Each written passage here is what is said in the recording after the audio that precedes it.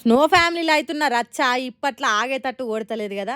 Snow తాతకు కొడుకులిద్దరు ఇట్లా ఎవలకు సమాధానం చెప్పాలనో సమజ్గాక సతమతం అవుతుండు కావచ్చు. లేకుంటే వాళ్ళ పోస్టులు చూస్తే మనకే పిచ్చిలేస్తుంది. ఇంకా ఆయనకు ఎట్లా అనిపించాలి ఏం కథ. ఇగో ఫస్ట్ ఇంట్లోకెళ్ళేలా కొట్టిరంటున్న చిన్న కొడుకు మంచు మనొచ్చు పోస్టు చూడుర్రి. చూసిర్రా పెదరాయుడు లెవెల్ ఉందిలే పోస్టు. మొన్ననే ఓ ఇంటర్వ్యూలో మోహన్ బాబు ముచ్చటొస్తే నాకు మా నాయన పాదాలను తాకాలనుంది, నేను ఆయనను మస్తు మిస్ అవుతున్నా అనుకుంటా కన్నీళ్ళు పెట్టుకుండు కదా. ఇప్పుడు ఆయన బెల్లంకొండ శ్రీనివాసు నారా రోహిత్లతోటి కలిసి చేసిన సినిమా భైరవం ఇయాలనే రిలీజ్ అయింది. దీనికి ప్రమోషన్లు కూడా జోరుగానే నడిచినాయి. 9 ఏళ్ల తర్వాత సినిమాలకు దూరం అయి ఇంట్లో లొల్లైనాక ఈ సినిమాతోని ఫ్యాన్స్కు దర్శనం ఇచ్చిండు మనోజు.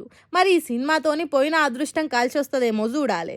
ఈ ముచ్చట ఇట్లుంటే మొన్ననే పెద్ద కొడుకు విష్ణు చేస్తున్న భక్త కన్నప్ప సినిమా హార్డ్ డిస్క్ ఎత్తుకొని పోయిర్రు. జూన్ 27 తారీఖు రిలీజ్ అయ్యే ఈ సినిమాలో ప్రభాస్ కూడా ఓ కీలక పాత్రలు చేస్తుండేసరికి జర అందరికి కనీసం ప్రభాస్ కోసమైనా చూద్దాంరా ఈ సినిమా అన్న ఒపీనియన్ ఉండే.